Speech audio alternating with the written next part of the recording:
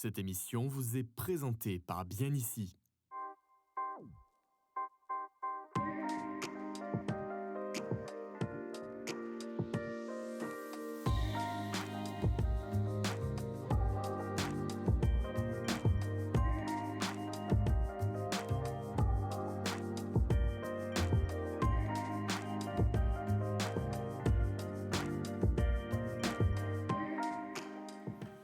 Bonjour à tous, merci d'être fidèles au rendez-vous de l'immobilier, des conseils pratiques, aussi bien dans la location, dans la gestion immobilière, mais aussi dans le prix du mètre carré à l'immobilier. Je reçois aujourd'hui Vincent Delaunay. Bonjour Vincent Delaunay. Bonjour Eric. Vous êtes le président de Borne et Delaunay. Alors c'est une vieille affaire, une vieille histoire. Ça fait 70 ans, vous me disiez que vous êtes installé, vous avez commencé dans la gestion immobilière et puis au fur et à mesure vous faites de la transaction, de la location, du syndic de copropriété aussi, donc une vision assez large du marché de l'immobilier, notamment dans les Alpes-Maritimes. Comment s'est comporté le marché de l'immobilier en 2020 avec cette crise sanitaire qui n'en finit pas, Vincent? Écoutez, nous avions connu une année 2019 exceptionnelle en termes de transactions immobilières. Le marché 2020 a connu évidemment des rebondissements du fait de la crise que nous traversons et qui évidemment est venu rebattre un certain nombre de cartes, tant sur les secteurs de l'ancien, du neuf, mais également de l'immobilier de bureau. Alors justement, est-ce qu'il y a une différence, Vincent Delaunay, entre ce qui s'est passé en 2020 pour le résidentiel et pour l'immobilier de bureau ? Alors oui, bien sûr, il y a une différence relativement importante. On a connu une sortie de confinement au mois de mai qui a été quelque peu, j'allais dire, extatique, si vous me permettez l'expression, sur l'immobilier résidentiel. Il est évident que pour l'immobilier de bureau, c'est un repli, bien malheureusement, avec beaucoup de préoccupations. On a constaté avec la mise en télétravail beaucoup de salariés et c'est la réflexion de beaucoup d'entreprises. Il faut savoir qu'un salarié au mètre carré sur la région parisienne, ça représente 18 000 euros de coût annuel pour la partie locative. Ça veut dire que le télétravail a fait que les employeurs se sont interrogés en se disant « mais est-ce que ça vaut vraiment le coup que je continue ?» à louer des bureaux. Bien sûr. La réflexion donc a été de dire il faut réduire la voilure en termes de superficie, parfois même en termes de localisation, puisque le télétravail coûte évidemment moins cher, bien il représente aujourd'hui une ligne nouvelle sur les bilans des entreprises, parce que d'un autre côté, après avoir restitué des surfaces et des mètres carrés, il faut prendre en charge par contre des participations, notamment pour la mise en télétravail des salariés avec le remboursement de certains consommables inhérents justement à ce travail induit. Alors l'année 2020, Vincent Delaunay, ça a été aussi l'année des élections municipales. Par définition, l'élection municipale, elle entraîne un frein à la délivrance de permis de construire, par exemple. C'est tout à fait vrai. C'est un constat qui est fait systématiquement autour de ces périodes électorales, puisqu'on a pour habitude de dire qu'un maire qui bâtit est un maire battu. Donc c'est effectivement un frein à la délivrance de permis de construire. Et c'est aujourd'hui pour l'immobilier neuf une véritable préoccupation et une des raisons pour lesquelles on enregistre aujourd'hui une tension par rapport à la demande. Alors tension par rapport à la demande, vous allez regarder avec moi ce sujet de Stéphanie Mossman. Il y a une période visiblement dans l'année en 2020 où les choses ont été un petit peu rattrapées, alors pas sur les bureaux mais plutôt sur le résidentiel, c'est la période de l'été. On regarde ce sujet de Stéphanie Mossman. À l'arrêt pendant le printemps, suractif pendant l'été, le marché de l'immobilier évolue en dents de scie. L'incertitude et l'attentisme liés à la crise économique et sanitaire prévaut cet automne, mais les professionnels espèrent un redémarrage au printemps 2021. Meilleure saison pour le secteur. Tout le monde était à la maison, donc pas de visite possible, pas de rentrée de mandat possible. Donc finalement, on a ouvert cette parenthèse, on l'a fermée. Nos chiffres ont été impactés sur le manque à gagner sur le dernier trimestre du printemps. Nous avons fait un très bel été. Cette parenthèse étant refermée, dès le 11 mai, on était prêts pour recevoir nos clients parisiens qui voulaient s'installer dans le sud, nos clients étrangers qui souhaitaient vendre parce que le Covid leur avait fait peur. Un climat particulièrement anxiogène qui modifie les comportements de certains vendeurs et l'approche de certains acheteurs. Dans la capitale azurienne, Mais aussi dans les communes avoisinantes, le marché immobilier est tendu, avec toujours plus de demandes que d'offres. Nous avons remarqué que l'offre était moins importante que la demande. Les demandeurs sont à la recherche de biens, on le vit au quotidien. Dès qu'un bien est mis en ligne, qu'il est au juste prix, nous avons des contacts tout de suite. Il est très demandé et parfois dans la journée, on peut avoir 2 à 3 offres.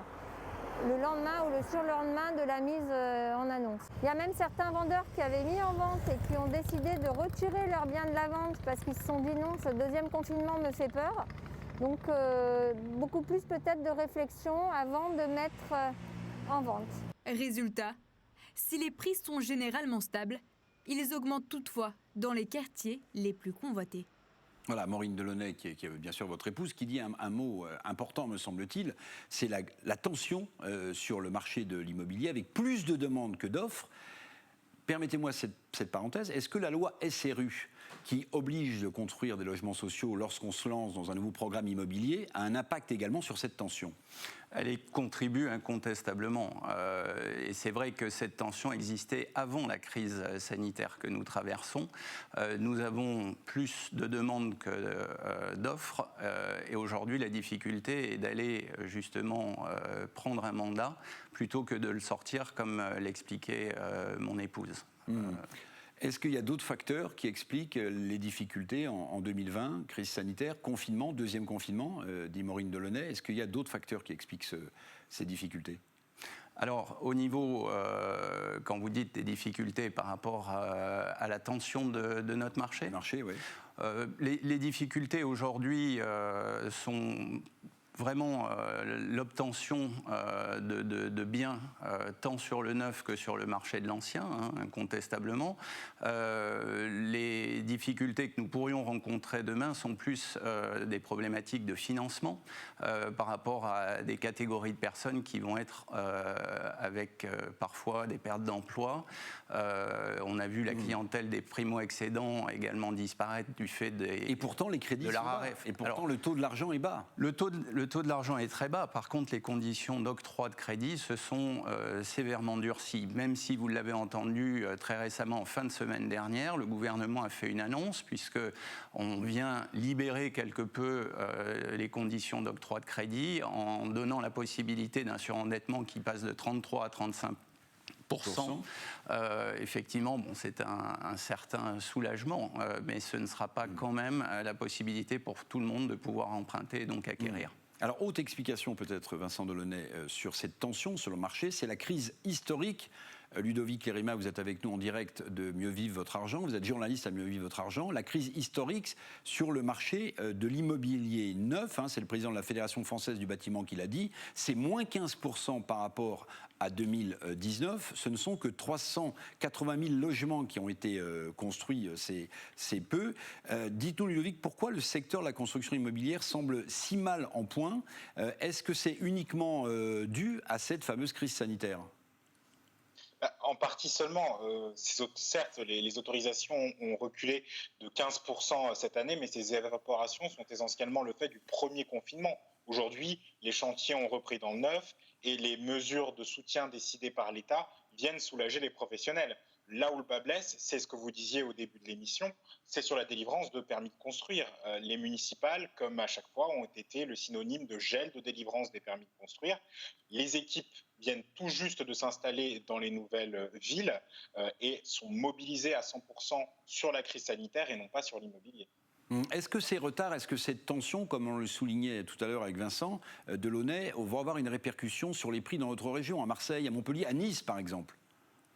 Oui, la Fédération des promoteurs immobiliers observait tout récemment des hausses de prix assez considérables sur l'immobilier neuf dans certaines villes. À Marseille notamment, plus 6% sur les appartements. Voilà, on le voit sur ce tableau, oui. Voilà sur le tableau. À Montpellier et à Nice, ce sont des hausses de prix qui sont également alimentées par le durcissement des conditions d'octroi de crédit immobilier. Les ménages les plus modestes étant exclus du marché, seuls les plus aisés peuvent acheter les quelques biens encore disponibles et donc nourrissent mécaniquement la hausse des prix. Est-ce que le secteur du logement neuf en 2021 va reprendre des couleurs ? On peut s'attendre à quoi ? ça va être un peu compliqué. La Fédération française du bâtiment anticipe un rebond de l'activité de l'ordre de 11%, mais anticipe également une baisse des délivrances de permis de construire de 9%. Ce que les professionnels espèrent, effectivement, c'est un allègement, un desserrement des conditions d'octroi de prêts immobiliers afin que davantage de jeunes ménages et de primo-accédants viennent sur le neuf et ne saturent plus le marché de vente. Merci beaucoup Ludovic Lérima de toutes ces explications et de cette analyse. Vincent Delaunay, là c'est pas une bonne nouvelle, on s'attend à un nouveau repli de la délivrance des permis de construire. Incontestablement, et c'est vrai que c'est le principal frein, comme on vient de nous l'expliquer, à l'accession à la propriété aujourd'hui, et un mauvais point, donc, enfin en tout cas une difficulté pour les promoteurs et les professionnels sur ce secteur d'activité. Mais est-ce qu'il n'y a pas une particularité aussi dans les Alpes-Maritimes? On le sait, hein, l'année 2020 aura été marquée par des inondations dramatiques dans la vallée de la Vésubie, de la Roya.